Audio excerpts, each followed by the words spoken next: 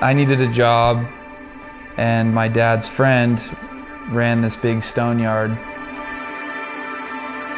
I would have to unload containers and almost get crushed by slabs like once a month. Wind blowing it around, just dangerous. I just kept working because I knew the right thing to do was just work hard, you know, and to get where I needed to be.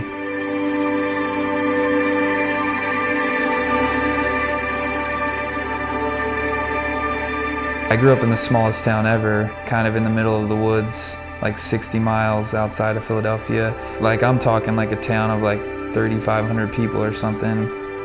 Kind of a blue collar town where everyone just works hard. They get comfortable in working like at the bank or at the local cheesesteak place, and they're there for 50 years and they never leave. My dad was a very, very hard worker. I mean, when he was 13, he was like putting roofs on houses, and he used to always tell me just, it never stops, the hard work, it's just never gonna end. I mean, that's always stuck with me. I'm more of an artistic guy than my dad. My best friend when I was a little kid had a drum set, and he didn't even play it ever. And I was intrigued by it. So every time I would go to his house, I would lock myself in his room and just like basically just teach myself how to play the drums. And I always carry a beat. I knew it, like it was in me.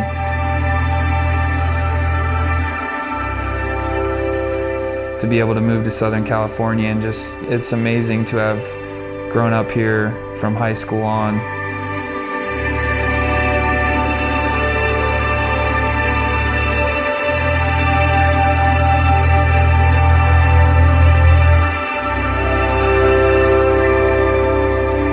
I got into making drums basically when I moved out here.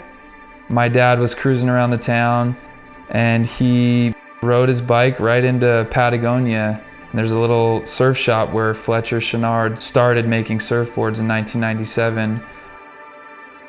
My dad's a real talkative guy. He went in and talked to Jason and Fletch and basically said, yeah, we just moved here from outside of Philadelphia. And Jason basically stopped him right there, and he's like, oh, well, I'm from Jersey. So they kind of hit it off right there. And my dad, they started talking, and my dad said, I got this 16-year-old son that needs a job, without me knowing. My dad came home that night and was like, I got you a job. Those guys told me to come in and I could work and sweep the floors, and eventually like sanding the boards and learning how to glass. And I learned about fiberglass and all this and that.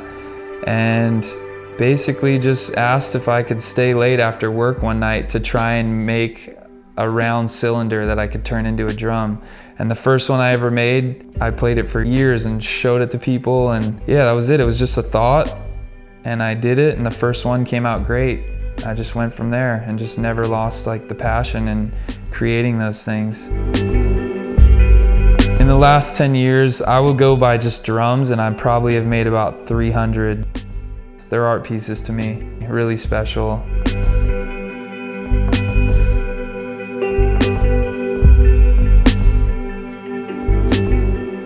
While I was working at the stone yard, I started a band called Hi Brazil, and I realized that that was my true passion and what I wanted to be doing.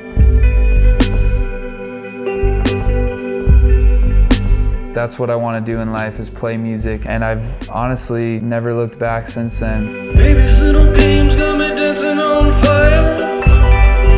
And I really feel that if I just keep continuing to work hard with this band and my drums, no matter what happens, I'm very happy with what I'm doing. I'm not concerned about worrying about rent and all that stuff, because I know everything will fall into place if I just keep this passion alive, and I know that that's what I'm supposed to be doing. I'm never gonna quit.